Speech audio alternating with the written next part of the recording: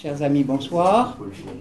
Nous avons été requis amicalement pour organiser un débat entre Charles Gave et Régis de Castelnau sur le thème « Libéralisme à la française, : que faire de l'État ?» Donc je vais passer la parole successivement aux deux protagonistes. Nous avons tiré au sort dans le bureau d'à côté. C'est Charles Gave qui va commencer. On va faire un débat d'à peu près 3/4 d'heure et ensuite on passera la parole à la salle et c'est Raoul, ici présent, qui dirigera ce débat. Monsieur, je vous en prie. Merci beaucoup, merci de m'inviter ici. Alors je m'appelle Charles Gave, je suis fils d'officier, j'imagine que c'est comme vous. Oui. Voilà. C'est à peu près le seul point commun sur le plan... Si ce n'est que mon meilleur ami pendant des années à Londres était son frère. Donc c'est qui s'appelait Bob, qui était mon partenaire de tennis en double, et nous avons gagné le tournoi de tennis des Français de Londres ensemble. Donc c'est vous dire si... il jouait comme un cochon, mais j'étais très bon. Voilà. Il fallait le dire. Comme il m'a toujours battu, je suis un peu vexé là. Non, mais ça c'est une plaisanterie. Donc j'ai toujours j'ai fait des études à Toulouse, j'étais dans la finance par hasard. Et puis au bout d'un certain temps, comme ça montait, ça baissait sans arrêt, on ne m'expliquait pas pourquoi. Je me suis dit, oh, je comprends, je fais autre chose. Donc je suis sorti de la banque, ça ne m'intéressait pas du tout de savoir pourquoi ça montait ou ça baissait. Et j'ai monté une boîte de recherche qui a trouvé assez rapidement des clients. C'était l'idée la plus stupide qui ait jamais existé. J'avais expliqué aux banquiers ce qu'il fallait faire de leur fric. Vous ne pouvez pas imaginer une idée plus bête. Et bien ça marchait très bien. Parce que, entre vous et moi, ils n'ont aucune idée. Enfin, ça, ils sont vraiment pas bons. Bon, j'ai fait ça, puis après ça, je suis parti pour Londres en 1981 parce que je ne voulais pas vivre dans un pays où il y avait des ministres communistes. Donc en septembre, on était toute la petite famille à Londres au lycée français. Et c'est pas que les communistes se gênent, c'est qu'ils avaient tué 100 millions de personnes et que personne ne s'en était jamais excusé en France. Donc, tous les points de vue moral. Puis il y a eu un coup de peau terrible. Je suis arrivé dans les années Thatcher, pendant que la France s'enfonçait dans les années Mitterrand. Donc c'est ce qu'on dit, la marée fait monter tous les bateaux. Donc je suis monté avec le bateau, c'était très bien. Ils m'ont demandé de gérer de l'argent, j'ai géré de l'argent. Pour le compte d'institutionnel américain, je me suis retrouvé gérant 10 milliards de dollars, et puis je me suis dit, tout ça c'est très... J'ai vendu, parce que j'avais un tas de raisons de vendre. Et puis 4-5 ans après mon fils, je suis resté dans la boîte qui m'avait acheté, mon fils m'a dit, tu es trop jeune pour prendre ta retraite. En fait, sa mère était venue lui dire, sors ton père de la maison, parce que, comme disent les Anglaises, vous savez, avoir un mari à la maison, c'est avoir plus de mari et moins d'argent, donc ce qui n'est pas un truc très intéressant. Et donc après ça, je me suis retrouvé, on a créé une boîte avec lui, on est parti à Hong Kong, on a développé, maintenant on a 1000 clients qu'on appelle institutionnels dans 65 pays, on a 85 personnes qui travaillent pour nous un peu partout dans le monde. Et je me considère comme un des hommes les mieux informés du monde, parce qu'il y a 50 personnes qui me donnent de l'information de tous les coins du monde, c'est quand même pas mal. Donc mon métier, c'est de donner du sens à l'information qui arrive de tous les pays, de tous les coins du monde. Essayer de comprendre, aider les gens. Comme je dis toujours, gagner de l'argent sans travailler, ce qui est le but de la finance, quand même, il ne faut pas se tromper. Donc ça, c'était mon parcours, et j'ai toujours été persuadé que la liberté individuelle, c'était ce qui faisait la différence. Alors je m'explique rapidement, et je ne vais pas parler trop longtemps, mais je vais vous dire un peu quel est le fond de ma pensée. J'ai écrit un livre qui s'appelait « Des lions menés par des ânes », quand j'étais affolé par l'euro, en disant ça va faire sauter l'Europe et détruire l'Europe que j'aimais, etc. J'avais dit ça va faire trop de maisons en Espagne, trop de fonctionnaires en France et trop d'usines en Allemagne. Ça s'est passé à peu près comme prévu, ça marche pas, l'Europe est en train de s'écrouler à cause de l'euro, c'est une imbécilité incroyable. Et puis mes copains m'ont dit, c'est très bien ton bouquin, mais ça n'est pas moral. Alors je leur ai dit, pourquoi c'est pas moral? Ils m'ont dit, parce que c'est pas dans les évangiles. Alors je me dis, tiens, je vais lire les évangiles, j'étais un élève de jésuite, donc j'avais entendu toute la musique, vous savez, mais vous pouvez entendre une musique, c'est pour ça que vous la comprenez. Donc j'ai relu les évangiles, et les paroles du Christ sont absolument incroyables pour un économiste. Parce que autant il y a d'âneries dans la Bible sur l'économie, ça croule. Dans les évangiles, il n'y en a pas une. Il n'y a pas une erreur économique. C'est absolument incroyable. Tout ce que vous dit le Christ, c'est incroyable. Il a tout dit en 3 phrases à chaque fois. Et donc quand vous lisez les évangiles, vous vous rendez compte qu'il y a 2 messages qui sortent des évangiles. Un, Dieu ne sait compter que jusqu'à 1. Il n'y a pas de société, il n'y a pas de syndicat, il n'y a pas les riches à gauche, les pauvres à droite, etc. Dieu ne sait compter jusqu'à 1, il va avoir un rapport personnel avec vous et discuter avec vous. que vous essayez, vous, de transformer le monde, et avant de transformer le monde, de vous transformer vous-même, ce qui est quand même la chose la plus difficile. Et, bon, la deuxième, c'est que dans les évangiles, tous ceux qui ne prennent pas de risques sont toujours condamnés. Les pharisiens, tout ça. Ceux qui prennent des risques, la femme adultère, ils sont toujours pardonnés. Les seuls qui vont en enfer, c'est ceux qui ne prennent pas de risques. Et quand vous regardez ce qu'est une société libérale, c'est une société qui est fondée sur le droit, c'est-à-dire l'égalité de tous, si j'ose dire, dans l'œil de Dieu, le même droit pour tout le monde, c'est l'idée de Locke. C'est la première idée. Et la deuxième, si vous voulez, c'est qu'il faut empêcher l'État de faire du mal, puisque l'État, dans le fond, c'est un mal nécessaire. On ne peut pas vivre sans État. Et pour ça, il faut le contrôler en contrôlant le pognon qu'on lui donne, en votant les impôts. La démocratie, ça a été le vote des impôts par les Anglais en 1689, dans la glorieuse Révolution. Ils ont viré des rois français pour mettre des rois hollandais. Donc voilà un petit peu ma base du libéralisme, c'est que je me tue à expliquer aux gens que le libéralisme n'est pas une doctrine économique, c'est une doctrine juridique. C'est l'égalité de tous devant la loi, y compris de l'État. Et en France, on est tellement mal barré, puisque je dis toujours que vous avez deux... Vous comprenez un pays si vous comprenez les saints emblématiques de ce pays. Les saints emblématiques de la France, c'est Jeanne d'Arc, qui rétablit l'État français, et c'est Saint-Louis, qui est l'État français en majesté, qui dit la justice sous son chêne. L'État, c'est la justice. C'est ça dans l'esprit des Français. Les deux saints emblématiques de l'Angleterre, c'est Thomas More et Thomas Becket, qui ont tous les deux été assassinés par le pouvoir politique parce qu'ils trouvaient que la liberté individuelle était antérieure et supérieure au droit de l'État. Donc si l'Angleterre idolâtre la liberté, nous idolâtrons l'État. C'est pour ça qu'on a un léger problème avec eux. Mais ce que je veux dire par là, c'est que le libéralisme, c'est une doctrine juridique. Et je ne conçois pas qu'il puisse y avoir quelqu'un qui ne soit pas pour l'égalité de tous devant la loi. Or, ce dont on va discuter aujourd'hui, c'est qu'en France, vous avez à l'évidence deux sortes de citoyens. Ceux qui sont soumis à la loi et ceux qui sont soumis au désir du prince, mettons. Et c'est pas la vraie... C'est pas ça, ni la démocratie, ni le libéralisme. Donc ce que je veux dire par là, c'est pour moi, c'est que le seul système qui soit fondamentalement compatible avec les évangiles, c'est le libéralisme. Sur ce, je vous passe la parole. Je vous en prie. Alors, d'abord, je vais me plaindre, pour commencer, parce qu'effectivement, ce débat a été souhaité. Mon fils est dans la salle, c'est entièrement de sa faute, donc il m'a pris par surprise. Il commence à se plaindre dès le départ. Il est français, et tout à fait. Et l'idée qu'il m'avait proposée, j'allais dire vendue, c'était de dire que Charles et moi arrivions à des positions communes, avions un rapport à la liberté, aux libertés. Aux libertés. Je me rappelle très bien d'une phrase de Charles qui m'a frappé dans une des vidéos fort nombreuses qu'on trouve sur YouTube, dans lequel il disait, moi, quand on me parle de la liberté toute seule, je ne comprends pas. En revanche, les libertés, et j'étais peut-être pas de cet avis au départ de ma vie, mais maintenant, je le suis. Et comme on se retrouvait sur des positions communes sur la question des libertés publiques, surtout en ce moment dans notre pays où elles sont profondément malmenées, c'était peut-être intéressant de voir effectivement ce qui nous rassemblait. Alors, ce que je constate en entendant Charles, et je ne suis pas surpris, parce que je sais très bien quel est son parcours, ce que j'entends, c'est qu'on n'a pas pris le même chemin et on ne rentre pas sur ce point commun par les mêmes portes. Alors, mon lieu d'énonciation, il a parlé de sa foi religieuse. Ah non, je n'ai pas dit ça. J'ai dit que c'est ce que vous trouviez dans les évangiles. Oui. J'ai dit que moi je suis fasciné par la personne de Jésus et les mots qu'il a dit qui sont invraisemblables. Maintenant, est-ce que je suis chrétien? Personne ne peut se dire chrétien. Si vous vous dites chrétien, c'est que vous êtes un mauvais chrétien. Alors bon, moi je ne me dis pas chrétien, donc je ne suis pas un mauvais chrétien. Voilà. Non, je ne suis pas chrétien. Et je suis... Alors, je crois que c'est important parce que, effectivement, alors, j'imagine quelles sont vos opinions religieuses, que je respecte profondément. Moi j'en sors, je sors de cette matrice. Je n'ai pas été chez les jésuites, je n'y ai pas redoublé plusieurs fois mes classes, j'ai souffert chez les jésuites dans l'enseignement public.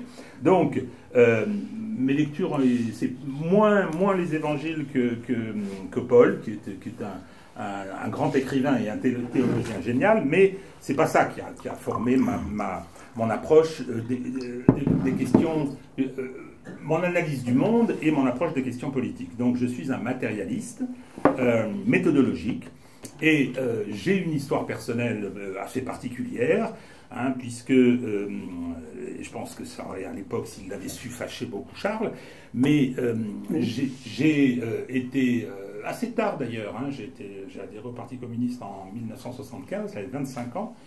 Comme je le disais à Michel Fichant, philosophe, que c'était après la lecture de L'État et la Révolution de Lénine que j'ai renié, intellectuellement s'entend, hein, parce que je pense que là on est au cœur d'une erreur et de l'utopie mortifère, puisque l'histoire a rendu son verdict et que en bon juriste, je respecte l'autorité de la chose jugée. Alors je dirais simplement que j'ai eu ce rapport et j'ai travaillé en étant avocat au sein d'une organisation qui était d'abord et avant tout pour moi l'outil d'intégration de la classe ouvrière française à la nation. Hein. Je n'ai pas connu d'organisation dans mon existence plus patriote que le Parti communiste français. Alors c'était la fille aînée de l'Église, certes, hein, mais ça, on connaît bien ça en France. Hein, mais c'était le drapeau bleu-blanc-rouge d'abord, et pour ça c'était quelque chose que qui est resté très fort. Et je vois aujourd'hui la déshérence des couches populaires dès lors qu'il n'y a plus je veux dire, cet outil qui était un outil identitaire, hein, et qui a donné à cette classe ouvrière le sentiment d'appartenance à la nation. Donc, clairement, genre j'étais bien, hein, c'était très confortable, je trouvais là, moi, mes deux cultures d'origine, hein, la militaire avec la discipline et la religieuse avec le dogme. Donc, bon, tout ça s'est passé, l'histoire a tranché. Ma vie professionnelle s'est à ce moment-là réorientée. Je suis avocat, donc praticien. C'est très important pour moi. Je suis un praticien. J'ai pas fait de philo, hein, au lycée parce que j'avais Maurice Clavel qui n'est jamais venu en 68. Hein. Il a fini par dire qu'avec l'accord de ses élèves, il avait démissionné. Il donnait mon accord à rien, moi. On l'a vu une fois. Hein. Et donc, mais je pense que c'est une chance parce que j'ai découvert la philosophie après, sur le tas, en autodidacte. Donc, je l'ai mal découverte. Ma vie professionnelle, qui est une vie de praticien, qui dans ses études a rencontré le droit. Le droit a été une passion, hein, et le métier de praticien également, c'est-à-dire de voir comment les choses se passaient, comment le droit dont nous a parlé Charles, c'est-à-dire ce dispositif qui régule les rapports entre les individus et les citoyens, entre les citoyens entre eux, entre les citoyens et l'État, et quelque chose de une expérience tout à fait extraordinaire, et ce d'autant que j'ai été à l'origine de la création d'une nouvelle matière, alors c'est un peu immodeste de dire ça, après la décentralisation française en 1982, effectivement j'ai été un des premiers à analyser les conséquences juridiques de cette décentralisation, c'est-à-dire qu'on avait créé des communes, des départements et des régions, hein, avec la théorie des blocs de compétences qui faisait que c'était des rapports horizontaux, liberté, article 72 de la Constitution de gestion des collectivités locales, et donc tous les rapports entre ces différents outils publics, les citoyens, les outils publics entre eux, étaient devenus des rapports juridiques, des rapports de droit, et le droit n'existait pas, les compétences n'existaient pas, la documentation n'existait pas, et ça a été une très belle aventure, hein, puisque, effectivement, je me suis autoproclamé très tôt spécialiste de cette question, le marché, parce que quelquefois, il marche, il fonctionne le marché, hein, il peut être efficient. Ah non, il ne marche pas toujours, parce que quand je suis arrivé et que j'ai dit « c'est moi le premier, c'est moi le meilleur », il a dit « oh, c'est bien », et donc c'était des très belles années, je suis devenu mandarin, c'était assez confortable, hein, mais après j'ai été rattrapé par le marché, par la concurrence. Hein, non, c'est pas ça. C'est que la concurrence, elle était ni non libre ni faussée, c'est-à-dire qu'à ce moment-là, les bureaucrates sont arrivés et ont dit mais qu'est-ce que ça veut dire, hein? Les services d'avocats doivent être soumis au code des marchés. L'Europe dit les pouvoirs adjudicateurs doivent choisir leurs avocats après des appels d'offres, donc on va mettre le nombre de stylos qu'il y a dans leur bureau, on va mettre tout ça, et j'ai connu ça, donc en plus mon produit s'est banalisé, et les choses se sont un petit peu dégradé. La concurrence est effectivement arrivée, donc dans ce cas-là, ça ne m'intéressait plus beaucoup. C'est-à-dire que cette partie d'innovation m'a beaucoup plu. Vous parliez, Charles, des gens qui prennent des risques, des entrepreneurs. Je pense être... Pas simplement. Vous savez ce que disait Peggy, c'est... les pères de famille, c'est les héros du monde moderne. Oui. Prendre des risques, c'est pas simplement devenir entrepreneur. Là, on parle d'économie. Oui, non, mais il ne faut pas parler d'économie. Le libéralisme, c'est pas l'économie. Je pense. Oui, non, ça, c'est bon. J'ai bien entendu libéralisme juridique et pas libéralisme économique. Bon, alors, j'ai décidé, et vous le savez, de m'éloigner de la profession d'avocat et de devenir publiciste, non plus en tant que spécialiste du droit public, mais de publiciste en m'exprimant sur un certain nombre de questions, hein, avec une grande chance, c'est que en France, la culture juridique est d'une grande faiblesse, hein, l'analphabétisme est très répandu chez les politiques, on ne fait pas de droit à l'ENA, hein, déjà, ensuite chez les journalistes, n'en parlons pas, dans les élites, et donc dans l'opinion publique, ce qui m'a permis, en donnant quelques réponses, en clarifiant 2-3 points, de me faire une certaine popularité. Dans justement cette phase-là, j'ai pu avoir un regard critique sur ce qui pouvait se passer. Alors je reviens au thème en précisant quand même que le libéralisme juridique comme principe d'organisation d'une société ne me convient pas du tout. Je pense que l'homme est un animal social. Là, je reviens sur mon matérialisme darwinien, c'est-à-dire que je pense que les hiérarchies ne sont pas seulement des hiérarchies de mérite, ne sont pas seulement des hiérarchies matérielles, mais elles sont aussi des hiérarchies dans le fonctionnement de société, et que par conséquent, les structures collectives qui se sont organisées après la révolution néolithique, hein, je viens de lire un livre tout à fait passionnant qui s'appelle Homo Domesticus et qui montre l'émergence de l'État, qui n'était pas une question réglée dès lors qu'on est passé à l'économie de production, qu'il a fallu gérer les surplus, etc. Hein. Il y a eu des retours en arrière, mais l'État a émergé à ce moment-là. On le voit bien par exemple avec l'Égypte, ou on le voit aussi avec la Grèce, les fameux temps obscurs, hein, puisqu'on a eu les civilisations minoennes qui étaient parfaitement organisées, avec des États puissants qui se sont effondrés pour des raisons diverses, et qui sont retournés à des âges pré-étatiques avant que, à partir du 7e ou 8e siècle avant Jésus-Christ, l'État reprenne ses marques. Alors, je n'ai pas cette vision, hein, du libéralisme, je vais dire, contractuel. Je pense que les sociétés sont organisées par les hommes qui les composent pour des raisons précises et avec des missions précises, que l'État procède de cette organisation et de cette complexion, je dirais, et que par conséquent, toutes ces choses évoluent, et on a aujourd'hui une situation, et c'est ça que j'aimerais qu'on en débatte, et j'ai des questions pour Charles, parce que quand on dit libéralisme à la française, que faire de l'État, j'aimerais d'abord qu'on définisse le libéralisme à la française. Alors je pense que là, il va passer à la moulinette, hein, le libéralisme à la française, il ne va pas rester grand-chose. Je pense que là aussi, on sera d'accord, hein, sur le capitalisme de connivence, sur... Je peux répondre?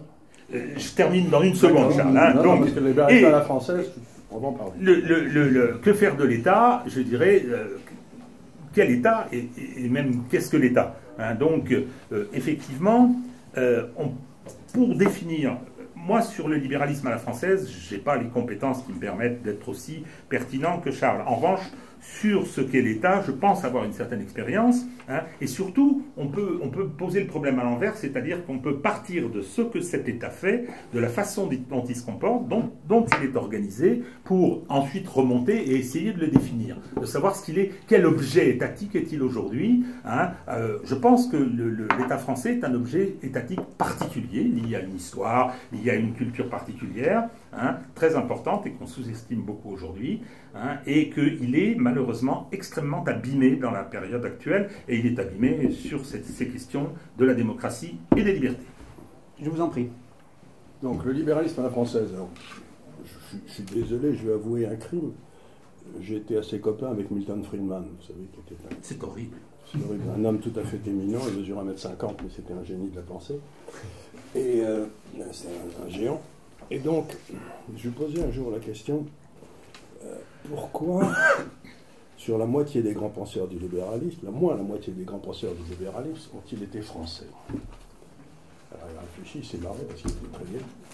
Il m'a dit, Charles, c'est pas difficile, c'est parce que pour bien décrire le paradis, il faut vivre en enfer. Donc, si vous voulez, et comment se fait-il que la quasi-totalité des pays, des grands, vous pouvez commencer avec, je ne sais pas, Benjamin Constant, Jean-Baptiste Say, Turgot, du passer sur Bastia, Tocqueville, on attend que vous anglais. Bastia, Tocqueville, il y a plein de grands penseurs français libéraux qui ont beaucoup écrit et ce qui avait d'extraordinaire chez ces gars-là, c'est que personne n'a jamais suivi leurs conseils en France. C'est-à-dire que toutes les idées libérales ont vu le jour en France et qu'elles ont été appliquées avec soin aux États-Unis, en Grande-Bretagne, où ça a très bien marché, merci. Donc il faut bien se rendre compte que la quasi-totalité du libéralisme en France, intellectuel, support intellectuel, Montesquieu par exemple, Montaigne, ils n'étaient pas dans l'appareil d'État, ils étaient à l'extérieur. Et ils décrivaient cet appareil d'État de l'extérieur et ils le voyaient tel qu'il était. Et là, je vais vous y faire une confidence.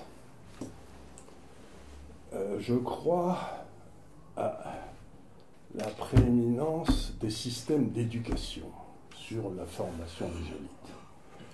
L'éducation est extrêmement importante.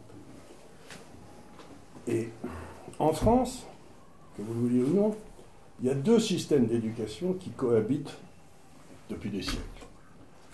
Il y en a un qui vient des dominicains, c'est-à-dire il est là dans sa grande robe blanche, et il dit « Je suis un chevalier du Christ, je pense tout seul, et si vous n'êtes pas d'accord avec moi, je vous emmerde ».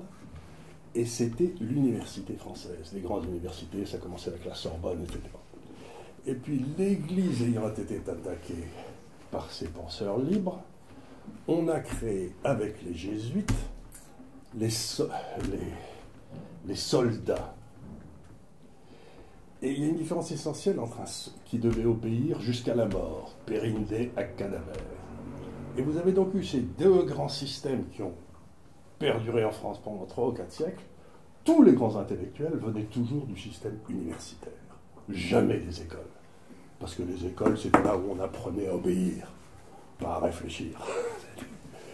Et la révolution de mai 68 a détruit l'université française.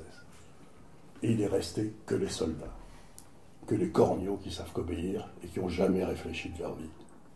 Et c'est ça donc la France, c'est la destruction de l'université en mai 68, où il y avait tous ces personnages éminents que j'ai eus à Toulouse, qui étaient tous des farfelus incroyables, mais qui pensaient librement et qui donnaient le goût de la pensée libre à tous les gamins qui étaient mon professeur de droit constitutionnel, qui s'appelait Montanet de la Roque, il commençait son cours sur la Constitution de la 5e en disant « Je veux faire un cours sur une pauvre enfant qui a déjà été violée 3 fois par son père ». C'était de beau. Donc si vous voulez, ça vous donnait une idée du... Enfin, je veux dire, c'était gay, quoi. On se marrait bien. C'était l'université, c'était gay. Alors que les écoles... Et aujourd'hui, on a assisté à la victoire des écoles sur l'université, c'est-à-dire la victoire du soldat sur le chevalier, à la victoire de l'obéissance sur l'original. Et c'est ça dont on crève. Et donc, la France a toujours eu une partie libérale incroyable qui vivait plutôt en province, et une partie étatique qui n'avait qu'une ambition, c'est de mettre ces gars sous coupe réglée. Et depuis 1968, ça n'a pas arrêté. L'État n'a cessé de grossir. Et la deuxième chose qu'il faut dire, si vous voulez, c'est que l'État, pour un libéral, est un mal nécessaire. C'est-à-dire qu'il doit s'occuper des choses, en termes clairs, où il n'y a pas de rentabilité évidente à le faire, où le marché n'est pas bien efficace. Si vous voulez, s'il y avait un marché de la police, le premier marché qui se créerait immédiatement, c'est d'acheter les policiers. Quoi. Ce que je veux dire, c'est si le travail des policiers était réglé par un marché, la même chose pour les juges, etc. Donc il faut quand même qu'il y ait une apparence de neutralité. Donc ça, c'était le début de l'État. Et vous avez donc 3 États qui sont parus comme ça dans l'histoire. Le premier, c'était l'État régalien, qui était, mettons, l'État du 19e, qui prenait 10 à 15% du PIB, puis qui fait marcher la police, l'armée, la justice, la diplomatie, et vaguement la construction des chemins de fer ou des trucs comme ça. Puis vous avez ça a nécessité des impôts, mais pas très élevés. Puis il y a une deuxième génération d'étatistes qui sont arrivés en disant il faut que l'État s'engage dans des trucs stratégiques à long terme, parce que le secteur privé ne peut pas s'en occuper. Alors c'est EDF avec les centrales nucléaires, c'est les autoroutes, c'est tout ce que vous voulez. Bon. Ça suppose un poids de l'État qui monte de 20 à 30 points du PIB. Et puis la troisième génération de l'État qui est arrivée après mai 68, c'est il faut faire la justice sociale. C'est-à-dire qu'il faut que l'État prenne à ceux qui réussissent pour donner à ceux qui ne réussissent pas. Je ne sais pas si vous avez lu les évangiles, certains d'entre vous ont dû le faire, mais dans la parabole des talents, le Christ, qu'est-ce qu'il fait? Il prend à celui qui n'a rien branlé, qui n'a pas pris de risque, pour le donner à celui qui a pris tous les risques. Ben, nos systèmes, soi-disant sociaux, font exactement le contraire. Parce que ça n'est pas le devoir de l'État. L'État doit donner l'égalité des chances à tous. Il faut qu'on ait une excellente éducation, par exemple. Je ne pardonnerai jamais à la gauche d'avoir détruit l'école républicaine. Jamais. C'était le crime par excellence de la gauche. Mais il n'y a aucune raison que l'État s'arroge le droit d'arriver à l'égalité des résultats. Il faut qu'il y ait l'égalité des chances, mais en aucun cas, l'État n'a aucun droit moral de nous forcer à une égalité des résultats. Parce que c'est comme ça qu'on termine au goulag. Hein. Ça, c'est toujours parce que c'est toujours qu'on termine au goulag. Et je suis très inquiet en France, parce qu'aujourd'hui, j'y reviendrai après, l'État a pris le contrôle de tout. Et si je devais dire il y a un homme qu'il faudrait vouer aux gémonies, c'est Michel Debré. Ça vous dit rien à tous, peut-être à certains d'entre vous. Parce que Michel Debré, c'est quand même lui qui a fait la constitution de la 5e, qui est une saloperie inimaginable puisqu'il n'y a pas de séparation des pouvoirs, pour commencer. C'est une constitution bonapartiste qui n'a rien d'une constitution, qui est un écrasement du pouvoir, des autres pouvoirs par le pouvoir exécutif. C'est lui qui a permis la fusion des banques d'affaires et des banques de dépôt, qui a permis le contrôle de la banque sur l'ensemble de l'économie française, qui était une autre saloperie. C'est lui qui a créé l'école de la magistrature, et c'est lui qui a créé l'ENA. Ben, si vous voulez, je crois que la France serait un pays beaucoup plus heureux aujourd'hui s'il avait eu un accident quand il avait 3 ans. Enfin, ce dont personne ne se plaindrait. Donc voilà ce que je veux dire, c'est que l'État, ça dépend quel État vous voulez. Moi je dis, entre le premier et le deuxième, ça me va assez bien. Mais surtout, il faut qu'on arrête la croissance perpétuelle de l'État. C'est ce que disait Bertrand Jouvenel dans Du pouvoir. Vous avez cette espèce de tendance naturelle à grossir de la bête. Il appelait ça je ne sais plus comment il appelait d'ailleurs, comment on appelle un mastodonte, comme ça, qui croit dans. Donc, grosso modo, le Léviathan. Merci. Le Léviathan. Donc, grosso modo, ce que j'essaie de vous dire, c'est ça, c'est il faut qu'on se mette d'accord entre nous, qu'il y ait une discussion entre les Français, quel est le rôle de l'État. Et qu'on se mette bien d'accord sur ce qu'on veut.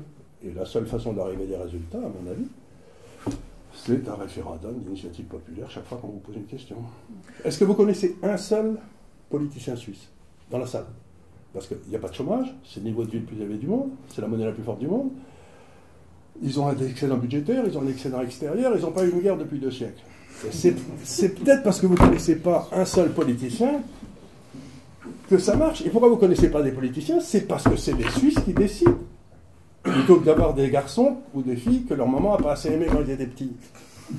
Ils sont tous fous. Tous les gars que j'ai vus au pouvoir, ils sont fous. Bon, alors ça fait beaucoup de désaccords. Alors, et puis c'est quand même extraordinaire. Voilà que je vais prendre la défense de Michel Debré. Mon Dieu, vous n'êtes pas obligé, hein. Qu'est-ce que tu m'auras fait faire? Non, d'un chien. C'est pas lui qui a rédigé la Constitution de 58, De Gaulle, dans le discours de Bayeux, Constitution qui pour moi est fondamentale et à laquelle je souhaite qu'on revienne, mais bon, ça fait effectivement un gros point de désaccord. L'État français, il n'est pas tombé du ciel au XIXe siècle, au moment effectivement où se sont forgés les concepts forts d'État-nation territorial qui ont correspondu, qui étaient les outils hein, et quand je dis territorial, c'est-à-dire les espaces pertinents de délibération démocratique qui étaient nécessités par la révolution industrielle qui a pris son essor au XIXe siècle. Donc, ça n'a pas été la catastrophe. La France est restée pendant fort longtemps, même si De Gaulle l'a fait sortir par le haut. Enfin non, les suivants l'ont fait sortir par le bas de l'histoire. Hein. Mais pourquoi cet État français a un certain nombre de caractéristiques que je ne vais pas détailler aujourd'hui? Pour une raison très importante, dont on a vu d'ailleurs une des manifestations dimanche avec cette fameuse manifestation justement, et la façon dont le peuple français se cabre contre cette fascination qu'ont les élites françaises pour le communautarisme anglo-saxon, hein, et parce qu'en France, ça ne marche pas comme ça. La France est un pays très hétérogène. Je dis tout le temps, je disais tout à l'heure, lorsqu'on s'est vu juste avant d'arriver, que les Français ne savent pas chanter. Si vous allez dans les stades, ils ne savent pas chanter. Ils chantent mal, ils chantent faux. Les Bretons savent chanter. Les Basques savent chanter, les Corses savent chanter, les Provençaux savent chanter, les Alsaciens savent chanter. C'est quand le 1er août 14, ce peuple, et pas pour la dernière fois à mon avis, s'est levé comme un seul homme. Le carnet B dans lequel il y avait tous les noms des syndicalistes qui auraient été susceptibles de s'opposer, ça n'a même pas été nécessaire de l'ouvrir. Avec gravité, ce peuple, il ne parlait pas la même langue. Mon aïeul, hein, il parlait à ses troupes en occitan. Moyennant quoi, hein, un État fort qui a commencé, je vais dire, allez, avec Capet peut-être, en tout cas Louis XI, hein, avec naturellement Louis XIV, hein, et ensuite... Philippe Auguste. Hein, oui, Philippe Auguste. Alors, on peut tous les passer en revue. Non, c'est Philippe Auguste que ça a vraiment commencé. Ces gars-là ont probablement compris, je ne sais pas, hein, en tout cas moi je l'ai compris, c'est que ce pays hétérogène, avec des racines spécifiques, particulières, qui a été un pays de passage, de croisement, etc.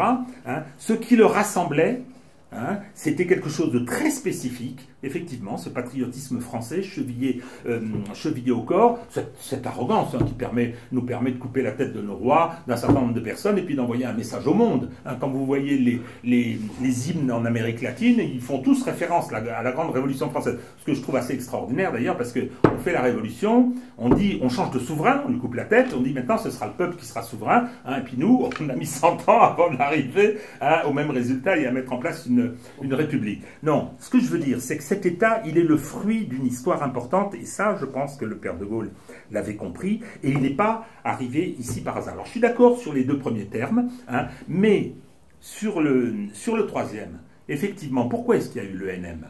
Pourquoi est-ce qu'il y a eu l'ENA? Parce que les élites avaient trahi. Hein, parce que M. St. John Perse, qui s'appelait, quel était son nom? Alexis Léger a trahi.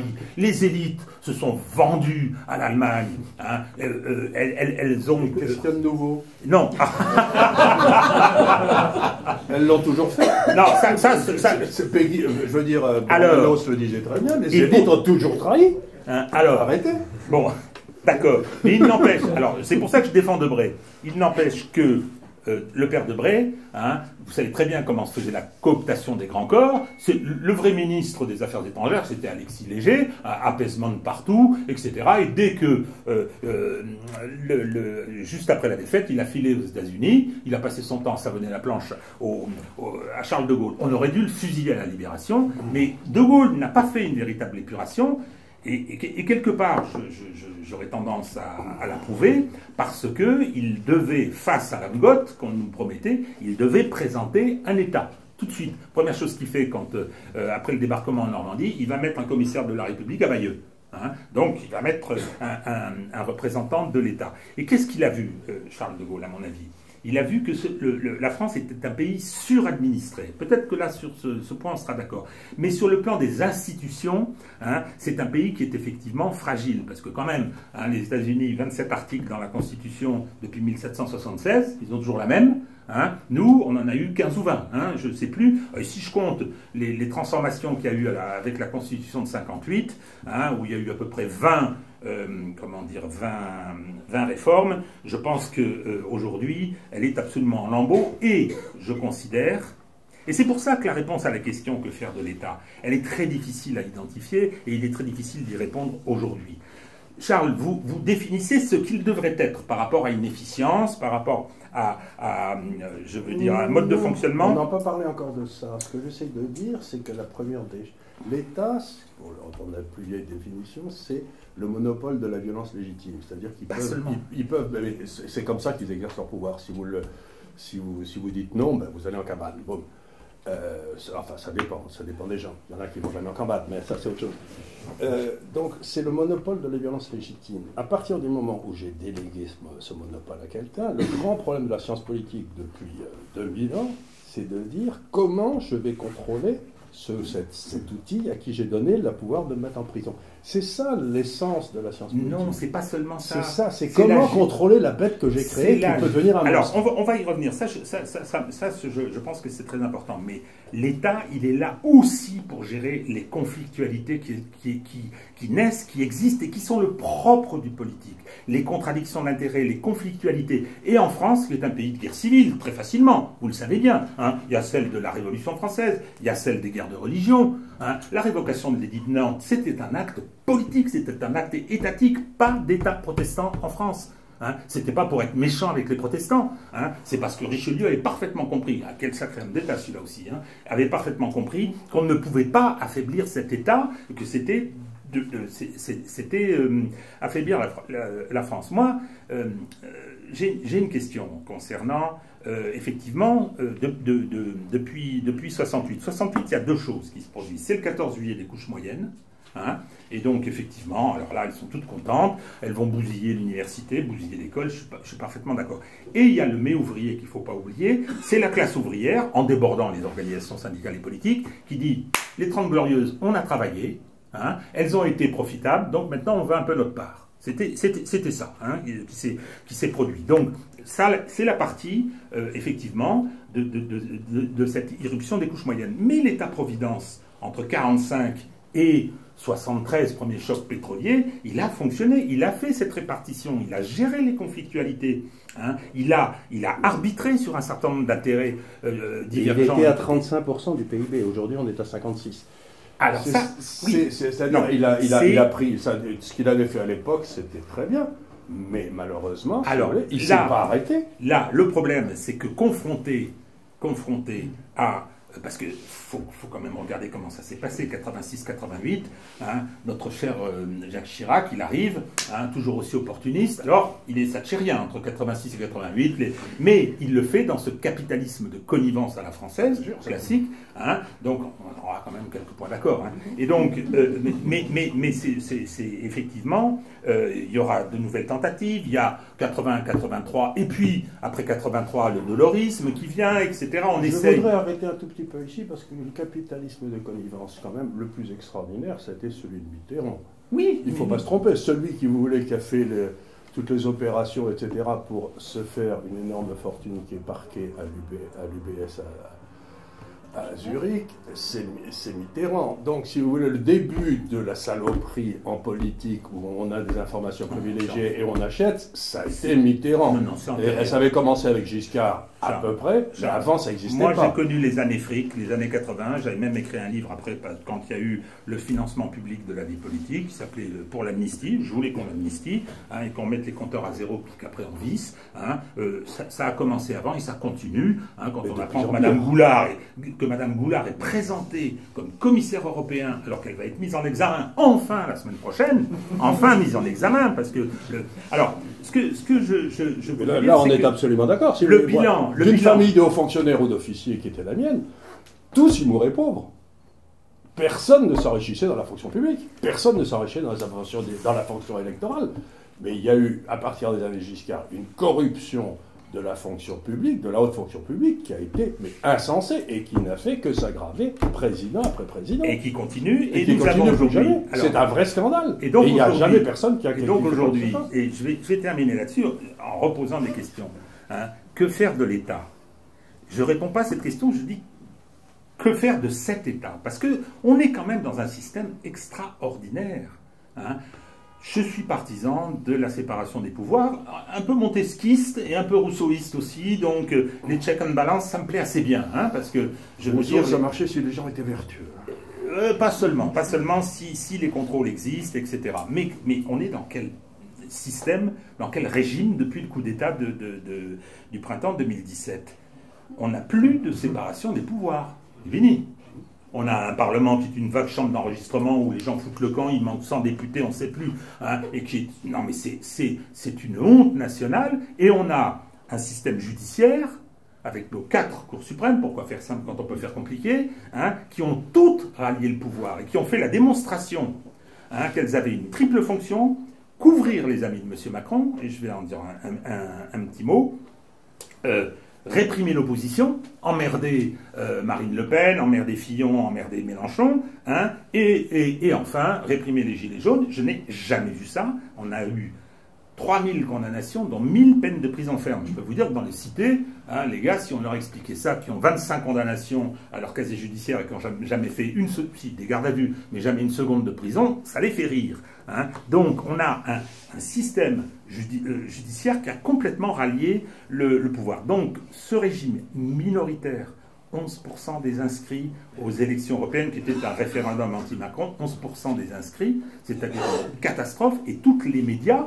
qui appartiennent à des potentats, tous les médias vous présentent ça comme une victoire. Donc on a une situation qui est une situation mais catastrophique. On n'a plus de constitution, puisqu'il n'y a plus de séparation des pouvoirs, phrase de Montesquieu, et puis il y a d'autres raisons qui m'amènent à penser qu'on n'a plus de constitution. On a un système de corruption qui est absolument, je veux dire, mais aveuglant. La semaine dernière, non, il y a 15 jours, vous avez eu un arrêt du Conseil d'État qui est passé discrètement. C'est quoi l'histoire? La vente de l'aéroport de Toulouse-Blagnac, mon cher Charles, hein, de Toulouse-Blagnac. Le choix de l'opérateur a été fait après une procédure. Je l'ai vue, cette procédure. Elle est viciée de haut en bas. La vente a été faite, mais c'est le choix de l'opérateur. Le tribunal administratif a annulé. La Cour administrative d'appel a annulé la procédure, pas la vente. Ce serait le tribunal de commerce. Le Conseil d'État, discrètement, 2 mois plus tard, il l'a validé. Hein. Il faut dire que peut-être, je ne sais pas, je dis ça, que les 8 millions d'euros que M. Benalla a touchés de la part d'un oligarque chinois pour faire de la sécurité, quand il n'est même pas capable d'arrêter un gars sur la place de la Banque il l'a fait, hein. On voit le niveau. Il l'a fait. Non, c'est les policiers. Il a bien tapé dessus. Hein, non, c'est les policiers qui sont arrivés après, qui ont fait le boulot. Hein. Toujours est-il que... non, mais alors, je ne vais pas revenir. C'est le Conseil d'État qui fait ça. Hein, je ne veux pas revenir sur les 160 millions que vous ont coûté à tous, et puis comme il préside un club de rugby maintenant, hein, le Stade français, Jean Bouin qui a été offert par la ville à Lagardère et à Guazzini, hein, pour des raisons, on ne va pas insister, le Conseil d'État a tout validé, alors que c'est une escroquerie, ça m'a coûté, moi je suis contribuable parisien, ça m'a coûté une fortune. Donc aujourd'hui, on est confronté à une situation où se profilent effectivement des dossiers importants, c'est-à-dire la réforme des retraites, d'autres choses comme ça, qui vont bloquer ce pays, fort probablement, parce que nous avons un régime minoritaire, nous avons un régime brutal, nous avons un régime qui porte atteinte aux libertés avec le vote des lois, des lois anti-casseurs, avec la loi Avia, avec la loi Fake News, qui sont autant d'atteintes à la liberté d'expression. Et c'est là où je reviens sur la question des libertés publiques. Ce régime-là, actuellement, est liberticide. C'est-à-dire que les libertés auxquelles nous sommes attachés tous les deux, hein, elles sont violées tous les jours. Et l'État, qui devrait être celui qui rassemble, qui devrait être celui... Alors, c'est très théorique, ou peut-être un peu bisounours de dire ça, mais qui devrait être celui capable d'arbitrer, capable de faire tenir la boutique, le fait pas. Regardez ce qui s'est passé, et j'insiste là-dessus encore, sur la manifestation de dimanche. Pourquoi les Français, toutes les études le montrent, ne veulent pas de ce communautarisme anglo-saxon? Ils n'en veulent pas parce qu'ils savent, historiquement... Il n'est pas anglo-saxon. Il n'est pas anglo-saxon. Dans nos élites, il le désigne comme anglo-saxon parce que le communautarisme, si vous voulez, c'est la base de la religion musulmane. Ça n'a rien à voir avec les anglo-saxons. Il ne faut pas tourner autour du pot. C'est les musulmans qui sont communautaristes. Les autres ne sont pas. On ne change pas de sujet. Maître de Castelnau. Non, mais il faut appeler les choses par leur nom. Non, mais Maître de Castelnau termine et vous commentez ces réflexions sans perdre de vue que nous devons justement je conclus là-dessus sur que faire de l'État. Sur cette volonté du peuple français qui étant orphelin d'un État. Je suis d'accord sur la suradministration, sur la nécessité je veux dire, de faire des coupes sombres dans un certain nombre de choses, etc. Mais il n'empêche quand même que cet État est faible. Il est brutal, mais faible, mais il est encore présent et fort dans les têtes, parce qu'il y a une tradition, il y a une histoire française, hein, et qu'il faut tenir compte de ça. En tout cas, aujourd'hui, il est, sur le plan des principes, sur le plan du fonctionnement démocratique, sur le plan, y compris des élections, la façon dont elles se passent, enfin, l'élection du printemps 2017 est radicalement illégale. Le financement, les médias violent la loi de 90, mais toutes les minutes. C'est extraordinaire, et aucun des outils de contrôle n'a fonctionné. Aucun. Je vous en prie. Eh ben, merci beaucoup. Alors, je vais vous dire très rapidement, qu'est-ce qu'il faut faire? Il faut, comme toujours dans les grandes périodes, redonner la parole au peuple, et la première des choses qui doivent se passer, c'est faire un audit des dépenses de l'État. C'est quelque chose que pourrait très bien faire la Cour des comptes. C'est pas très difficile à faire. Où passe notre pognon? Parce que moi, je suis un spécialiste de la chose, hein, je regarde ce qu'ils font toute la journée. J'ai pas la moindre idée de la façon de... Moi, je viens de me balader en province, j'étais dans la Meuse, les agriculteurs sont tous en train de mourir de faim. Donc, l'éducation est un désastre. Bien. Nos systèmes nucléaires ne marchent plus. Fort bien. Et vous continuez comme ça, tout ce que fait l'État, c'est de la merde. Ils réussissent rien. Il n'y a rien de ce qui fait le boulot de l'État, l'éducation, la sécurité, l'aménagement du territoire. Oui, du début à la fin, c'est de la merde. Donc, et avec ça, ils nous piquent 56% de notre pognon.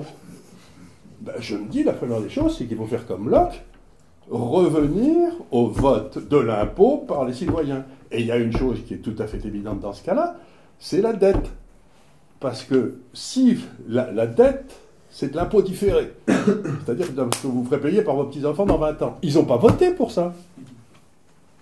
Donc la première des choses qu'il faut faire, c'est interdire la dette à ces gars-là.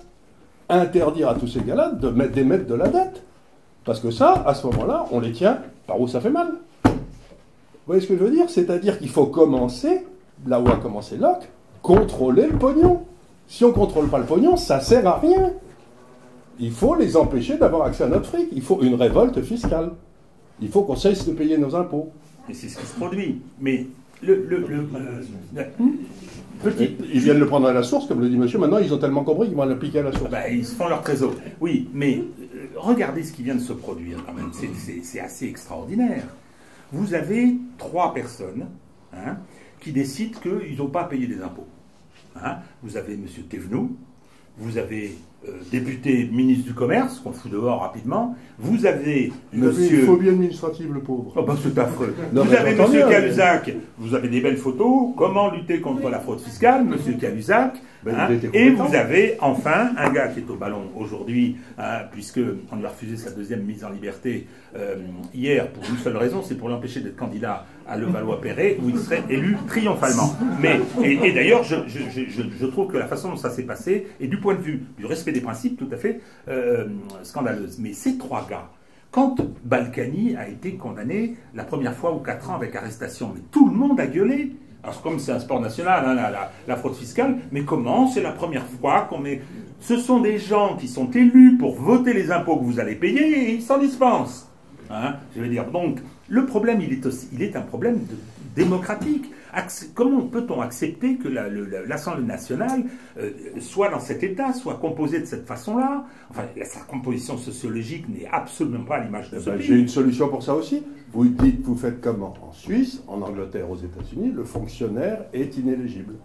Il y a une différence essentielle entre la fonction administrative et la fonction politique. Si vous voulez faire de la fonction politique, vous démissionnez de la fonction publique et vous vous présentez, comme ça vous prenez le même risque que tout le monde.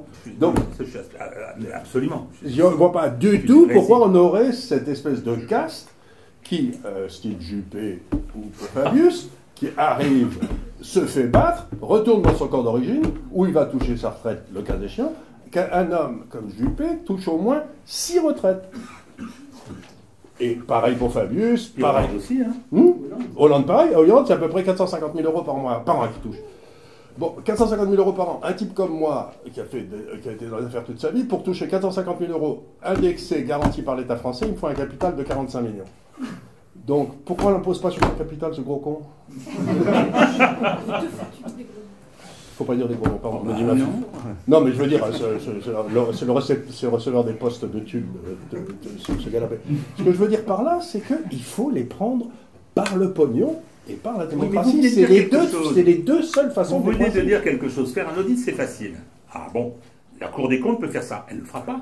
Ils ont été formés par qui? Ils sortent tous de l'ENA. C'est M. Moscovici qui va être président. Quand Philippe Séguin a été président de la Cour, il n'a rien fait. Hein. Ça, Séguin, c'est encore une histoire. La fausse valeur, c'est comme Chevènement. C'est des gens qui n'ont servi à rien. Hein. Donc, c'était très bien. Tout le monde... on fait des biographies. Bon, donc, faut m'expliquer à quoi ils ont servi. Et en tout cas... Quand il était à une place où il aurait pu faire quelque chose d'utile, le père Séguin, c'est-à-dire la Cour des comptes, alors il avait une très belle robe, et comme il était encore plus gros que moi, hein, je peux vous dire que ça prenait de la place, hein, avec son hermine et tout, donc non. Et il achetait des nouvelles robes tout le temps. Hein. Non, je termine là-dessus. Restons sur l'essentiel. Je termine sur cet audit. On peut commencer à l'échelle locale. À l'échelle de chaque ville, il peut y avoir le comptable local qui se met à faire une étude. Moi, je connais très bien un gars qui est le responsable d'un musée à Avignon. Il a essayé de faire passer Avignon en comptabilité en partie double. Vous savez, je suis sûr que ça vous dit peut-être rien, mais c'est un truc qui est inventé par un moine italien au XVIe siècle ou au XVe siècle, qui a révolutionné le monde du business. Et bien, la comptabilité française étatique est toujours faite selon les règles qui ont été établies par Philippe le Bel. Elle n'est pas en partie double. C'est-à-dire qu'une chatte, elle ne trouvait pas ses petits. C'est incompréhensible. Donc la première des choses, c'est de mettre la comptabilité de toutes les institutions françaises en comptabilité en partie double, de façon à ce que s'il y en a quelqu'un qui pique ici, ça se voit là. Parce que là, vous voyez rien à l'heure actuelle. C'est incompréhensible. Personne ne comprend rien. C'est pas difficile de mettre la comptabilité de l'État français en partie double. Hein. Vous demandez à n'importe quel grand... Non, mais cet assainissement indispensable, y compris avec des réformes éventuellement locales, la séparation de l'ordonnateur et du comptable en France qui permet, parce que c'est toujours le Trésor qui il est de deux côtés. Hein, oui, c'est toujours lui qui paye. Les collectivités n'ont pas l'argent chez elles, elles n'ont pas de trésorerie, elles n'ont pas... Non, c'est... leur fric, c'est toujours l'État qui l'a. Pas réforme, mais cette refonte de l'État pour que ce soit un État français avec ses caractéristiques, avec son histoire, avec son rôle. Comment on peut faire? Il faut qu'il arrête d'être sucé par des vampires. Oui, mais... La première des choses, c'est qu'il faut les repérer. Pour l'instant, on ne peut pas les repérer. Vous me dites que la justice ne peut pas, etc. Non. Sinon, ça va se terminer le premier d'entre eux, celui qui est intéressé par les 8 millions de monsieur Benalla, il s'appelle Emmanuel Macron. Qu'est-ce qu'il a dit, Emmanuel Macron, quand il est venu faire sa proposition? Moi, je sais, il était cornaqué à l'époque par quelqu'un que j'ai bien connu, qui était Henri Herman. Hein, il a fait sa proposition en disant, en 2016, on sait que Marine Le Pen sera au deuxième tour. On le sait parce qu'elle a fait 26, 27 aux européennes, par conséquent, ou aux régionales. Par conséquent, il faut quelqu'un susceptible d'être second et qui gagnera contre Marine Le Pen. Et donc, on a pensé Juppé avec Macron Premier ministre, mais Macron, il n'avait absolument pas envie. Donc, il a fait les Français n'avaient pas envie de Juppé. Hein. Et les Français n'avaient pas du tout envie de Juppé. Mais on nous l'a vendu longtemps. On nous l'a vendu longtemps, c'est vrai. Oui, on nous l'a vendu, mais le produit avait alors, pas beaucoup d'appel. Macron est arrivé grâce à ce coup d'État. Et aujourd'hui, on a un niveau, je veux dire, on a des élites qui sont elles-mêmes complètement corrompues. Bien sûr, je suis d'accord. Avec un système qui les soutient, je pense au système de contrôle. J'entends. Il n'y en a pas. Donc, on leur coupe la tête. J'entends l'appel à la révolte. J'entends l'appel à la révolte fiscale d'un côté. Que dites-vous? Partout. Que faire de l'État dont on se révolte contre? Partout, c'est la révolte fiscale qui met le feu aux poudres. Et partout et toujours. Hein. L'indépendance des États-Unis, ça se démarre à cause des taxes sur le thé. Hein. Actuellement, je veux dire, dans plein de pays, c'est sur les petits détails, c'est de la petite goutte d'eau qui fait déborder le vase. Le mouvement des Gilets jaunes, qui est un truc considérable, qui a pris tout le monde par surprise, ça a commencé par moi, hein, c'est, l'augmentation du gasoil. Parce que personne n'a réfléchi au fait que la voiture est un outil de travail, que dans cette France fracturée, etc., c'était indispensable. Donc, je pense que c'est effectivement la révolte fiscale et la rénovation du fonctionnement démocratique. Et c'est là où la Constitution de 58 m'apparaît dans sa forme initiale, qui était pour De Gaulle, mais pas seulement. Moi, j'invite à lire un livre qui est remarquable, qui s'appelle De Gaulle 69, hein, où De Gaulle fait sa régionalisation, hein, parce qu'il a senti un certain nombre de choses, et en particulier que ce pays suradministré ne disposait pas des institutions qui lui permettaient d'affronter la période. La preuve, aujourd'hui, c'est catastrophique. Nos institutions sont effondrées. Et il avait raison de s'inquiéter. Donc, il y a là un projet de reconstruction des institutions de la Ve République. Qu'en pensez-vous? On va terminer sur ce point, si vous le permettez, pour qu'il puisse y avoir des questions, des interpellations dans la salle. Je vous en prie. Écoutez, moi, il me semble que si, vous savez, la vieille plaisanterie, si on décidait que je suis le roi de France ce soir, ce qui paraît parfaitement logique dans cet endroit, d'ailleurs. Enfin, je suis candidat aussi. Hein. Oui. tout de suite, il y a tout de suite quelqu'un qui ne reconnaît pas. On aurait notre mot à dire. Voilà. Mais non, bon, bref. Admettons que je propose sans doute les 3 mesures: un audit des dépenses de l'État, la non-éligibilité du fonctionnaire, et la 3e, c'est que vous avez le droit d'appartenir à tous les clubs auxquels vous pensez appartenir, etc. Mais quand vous êtes dans une position de pouvoir, vous devez le déclarer. C'est ce qu'a fait Blair quand il est arrivé en Angleterre. Il commençait à avoir de gros problèmes avec quelque chose qui s'appelait la franc-maçonnerie en Angleterre. Il a dit: tout le monde peut être franc-maçon, vous pouvez déguiser avec vos copains comme vous voulez, mais vous le déclarez officiellement: je suis de la loge telle et telle. Il n'y a aucune raison qu'il y ait des réseaux de pouvoir qui restent secrets dans notre pays, puisqu'il n'y a plus aucun danger qu'ils soient massacrés. Salvini a fait pareil. Hein. Oui, Salvini a fait maintenant, pareil. il est... Donc, il a été viré assez rapidement. Donc, ce que je veux dire par là, si vous voulez, c'est qu'il faut refaire, passer, il faut que la loi redevienne la même pour tous, ce qu'elle n'est plus aujourd'hui. Donc, on revient à mon dit, il faut retourner au libéralisme. Quelque chose à rajouter, maître? Oui, moi je pense que attendre 2022, je suis impatient, mais parce que j'avance en âge, hein, je veux dire, depuis tellement de temps. Hein, j'ai envie de dire aux jeunes, il faut vous bouger un peu, parce que c'est chacun son tour. C'est peut-être très aventureux de dire ça, je pense que je ne vois pas comment on peut éviter une insurrection.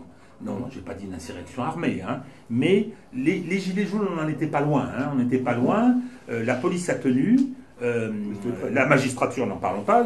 Bon, mais voilà, quoi, je pense qu'on est aujourd'hui dirigé par des gens qui sont arrivés au pouvoir par un coup d'État. Je suis désolé, ils sont illégitimes et les gens le sentent, le ressentent. Il faut qu'on puisse s'en débarrasser. Par la voie des urnes, ben, ce serait tant mieux. Hein, mais je suis un petit peu sceptique, et par la voie d'une crise institutionnelle qui amènerait à la dissolution de l'Assemblée nationale, qui amènerait à une démission, qui amènerait à, je veux dire, une refonte, c'est-à-dire remettre les choses à plat, ce serait peut-être une façon de purger. Vous savez, les Français, ils ont un gros défaut, ils ne savent pas bien réformer, ils aiment les réajustements brutaux. Hein, je veux dire ça, et bon, ben, pourquoi pas, hein, je veux dire, c'est... on sort les drapeaux, on chante des belles chansons et tout. Moi, j'aime bien. On prend quelques personnes de réverbère, ce qui fait bien. Bien sûr, non, mais ça soulage. Mais j'ai des listes. Hein, et je termine en disant... Nous aussi, on a des listes. Mais vous savez... On pardonne tout, mais on garde nos listes. Et puis, moi, c'est le dernier qui chante qui a raison. Donc, bon, alors, sans entrer dans le détail de l'insurrection...